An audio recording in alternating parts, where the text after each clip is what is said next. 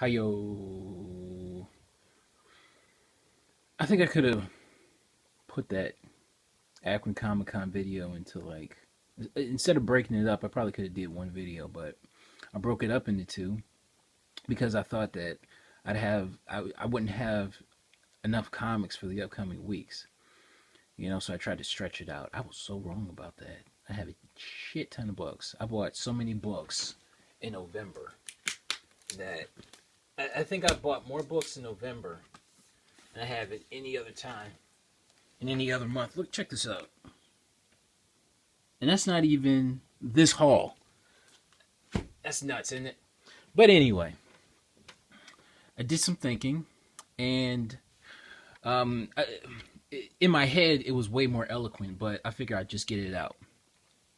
I was thinking on the purpose of this comic book community and the purpose of these channels. There has to be some functionality to it other than just showing off your shit. There's got to be something more to it than that. And I've come up with three main things that make up a functionality for the community and for the channels. They're information, inspiration, and confirmation. The information comes from learning something about comics and about collecting in general that you didn't know before. You look at a video and you see a book that you normally wouldn't have known about, but you're interested in, and you want to find out more about it, and you want to buy it. You want to get it for yourself. Or you can look at a video and be a perfect example, Mylars. I knew zero about Mylars. I seen them at comic book stores, but I never was really interested in them until I saw videos on them in top loaders and certain backing boards and whatnot, and microchamber paper and all that. Like that, that information really helped, in trying to preserve comics. And the inspiration comes from if you can't, you're looking for a book and you think you're having a hard time with it, and you see somebody show the book that you want off in a video, you say to yourself, if that dickhead can find it, then I know I can, and I'm going to step it up, and I'm going to make sure I get it for myself. And the confirmation comes from showing it off, saying, doesn't it look pretty? And if it does, they'll say yes, and you'll feel good. So, and if I'm talking out of school, let me know. But good and damn well I'm not. But anyway, it's been a fun week. It's been a real fun month, I tell you that. It's been an expensive month, so we'll get to that. We'll talk about it. I'm going to start things off with Hulk 181. Now, this was buying Hulk 181 about a year ago is basically what kicked off my hunt for every key issue that I can find and that I can afford. And I was able to last week I was able to upgrade my copy of Hulk 181. Here we go. Now this one is a little bit browner than the one that I had, but I think this is a little bit more solid. I mean, if you could take a look at the other one had, a whole bunch of spine stresses and whatnot, but this one is way more solid. And just like with the previous Hulk 181, I cannot come up with a grade for this freaking thing. Like, I just cannot come up with a grade. Maybe just because I'm too partial to the issue in general, but I don't know. Maybe a fine, maybe a very fine minus. I don't know. It's tough to say. It's really tough to say. But I'm glad I have it. I'm glad I was able to upgrade a little bit. And at the same store and on the same day, I was able to pick up this book. this book, Silver Surfer #4. I've wanted this book for so long, and in the grade that it's in, oh my god, woo! This I got to be honest with you. This just might be my pick of the week right here. Honestly, this is it right here. Look at this. I mean, the spine. There's a little thing going on right there, but overall, look at that. I would have to say this is probably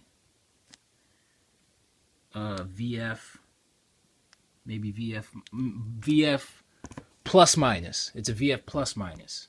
Okay, but yeah, this right here is pop art at its finest. Okay, you got, I mean, oh my god, that dark background. You have these bright characters in the foreground, and you got that in the rainbow bridge that makes, and this is such a violent. It's such a fast, violent cover that rainbow bridge at the bottom, it just kind of, it makes things look even more surreal than it already does. You know what I mean? It's almost creepy on some level. You know what I mean? Because you shouldn't, like, you see this violence and then you see like there's a rainbow at the bottom. It's like you shouldn't be seeing that, you know? So this is a gorgeous, gorgeous cover. And I mean, this is probably one of the most popular Silver Surfer issues, aside from #1. But man, this is a gorgeous, gorgeous, gorgeous cover. Wow, honestly, God, I can't believe I have this, and I can't say enough about this cover. Beautiful cover. Woo! Hell yeah, I had to give that 2 woos. What'd it do? All right, and here we go. I got it at the same store. Conan the Barbarian, #1. Wow. Another book that's in VF shape. This is a book I really never thought to own, but okay. Now the story is, it was a Monday afternoon. The shop had just opened and I was like on my break and I was, right across the street. So I go over there. I drive for a living. So I was in the area. And I go there, and the guy who owns the store, he brings in like a long box full of books, and I'm just like, can I look through them? He's like, of course. And I look through them, and I see, first off, there were a ton of nice key issues in there. I'm talking like Silver Surfer #1 was in there, Nick Fury Agents of S.H.I.E.L.D., a lot of cool Iron Man books, and just some cool, really good stuff. But these 3 just stood out. They absolutely stood out, and I had to have them. And I guess it was perfect timing. And I got the 3 of these for $7.50, and I think it was worth it. I sold off the original 181, and this basically, and it covered the bulk of this price right here. So, and I basically got these 2 for $100 a piece. This right here is easily a $200 book.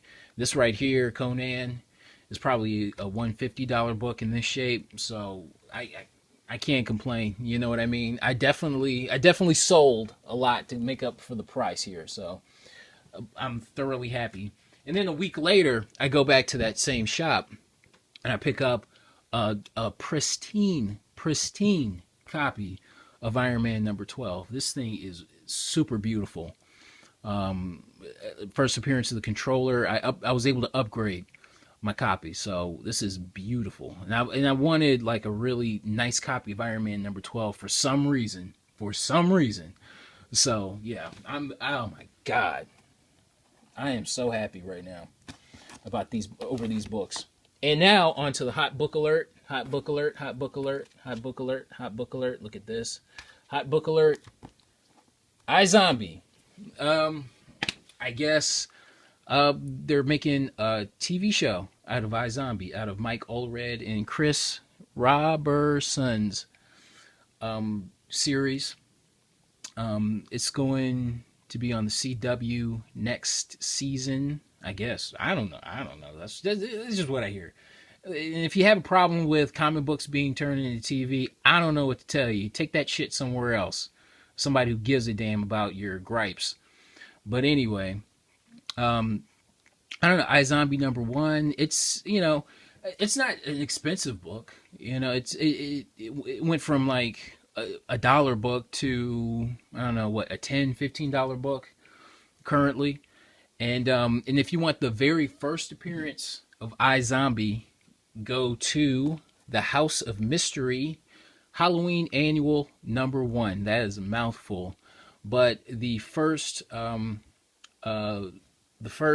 guess you can say, iZombie story is in here. This is #1 is in 2010, and the Halloween Annual came out in 2009. All right, so be on the lookout for these two books. And this one, I'd say, around a $15 book as well. So I think you can find them cheap. I picked this up. I got this up for, I got iZombie #1 for $2. Actually, I already had it, but I think I sold it off in like a long box about a year ago. So I'm just like, shit. So I got to go find it again. But I got it for $2. I'm happy. And I got this for cover price. So just be on the lookout for those books, all right?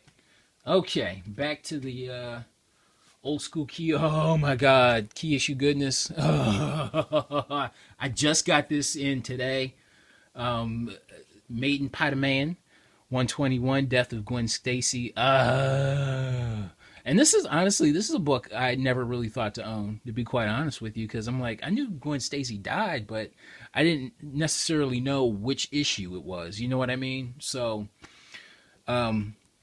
this is really nice. And now you can see that there's some shit going on along the cover. I don't know if that's like part of the printing. I think it's like the printing wheel or something like that might eject up the cover. But other than that, man, look at this. Supple. It's a pretty supple book, I gotta be honest with you. And you see like the gloss on it. Really sharp corners. I mean, they had it at very good plus. Honestly, I'd say this thing is a fine, to be honest with you. This thing is really nice. This thing is real nice. So, really happy to have Spidey 121, Death of Gwen Stacy. This is one of those books that I guess look out for the Maiden Man 2. I never saw an Amazing Spider-Man, the first one from last year, and I have no interest in seeing the next one, to be quite honest with you. Until they let movie Spidey play with the Avengers, I could give a shit about movie Spider-Man. I really just could not care less. Anyway, here's kind of a fun book. Batman Gotham Adventures #45. Again, this is I love this cover. I really like this cover a lot. Like with Silver Surfer #4, I think the cover drives the price of this book. And I think the cover drives the price of Gotham Adventures #45. I love like these kind of hodgepodge covers where you have a whole bunch of characters all on the same cover like that. All the Batman villains. Like, oh man, this is a cool cover. Now I read the book and there's not really that much going on, and I think the cover, because this is like I want to say like around a $25, $30 book. You could probably get it for a lot cheaper than that, but that's what some people are willing to pay for it. So, but yeah, this is I really, really dig this cover, and I think the cover is what drives the price on this book here. So, and it has Harley Quinn on it. So, it's like anything Batman Adventures and Harley Quinn on the cover, just go ahead and buy it. That's all I can tell you. So, yeah. All right. Oh, look at this. Avengers #57. The first Vision. I guess you can sort of kind of call it an upgrade, but not really, because don't let the deep color on this fool you. This book is warped. Probably like some humidity or water damage or something like that. It's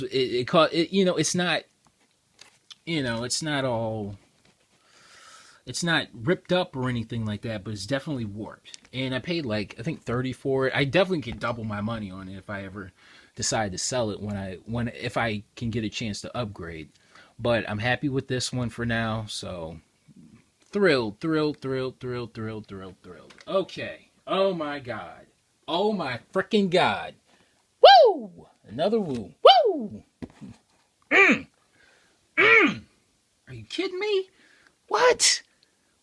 What? What? Yes. Yeah, Walking Dead #1. I remember it was like a few years ago. I don't know if it was the last time that the Steelers were in the Super Bowl. I think the day after, my buddy and I, we took a trip to a comic book store, and we saw a copy of The Walking Dead #1.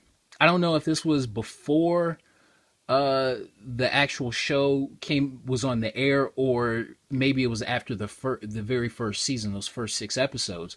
But we saw a copy of Walking Dead #1 for $3.50, and we were just like, really? No, nobody's gonna pay $3.50 for this. And we walked out of the store, and then a couple years later, we go to a con.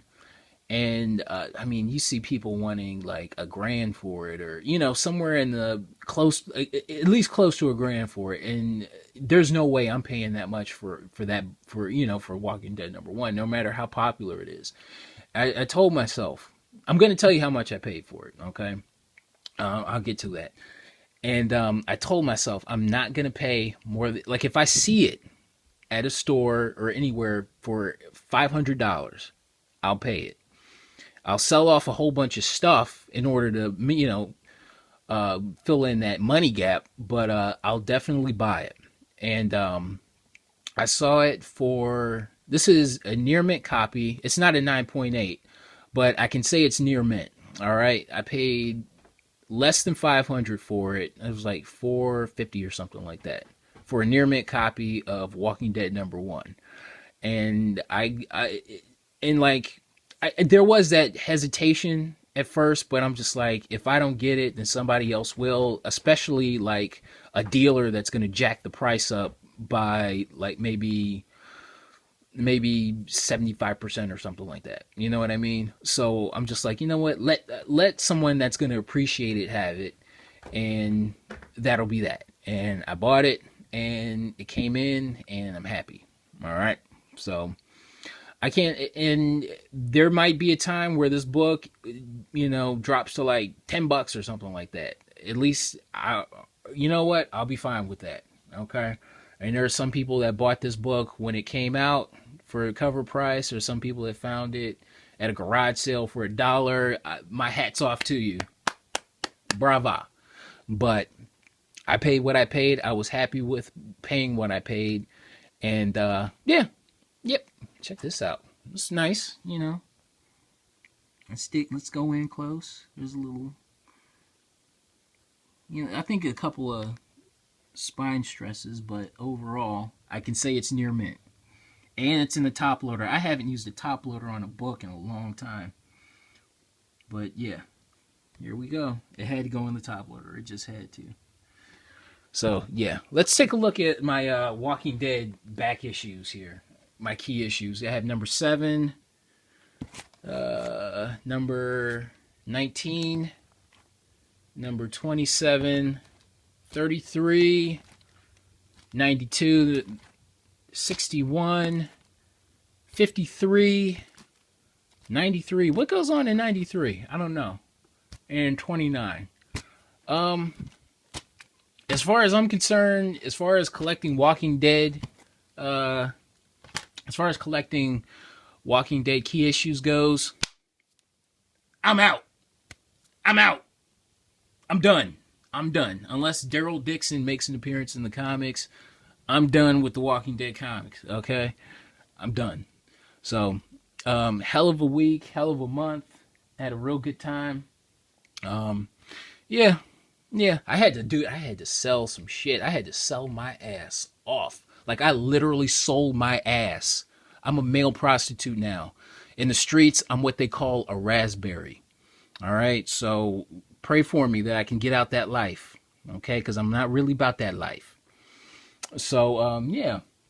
Good times. And I'm glad I could share this with you guys. And, yeah. I'll see you next time.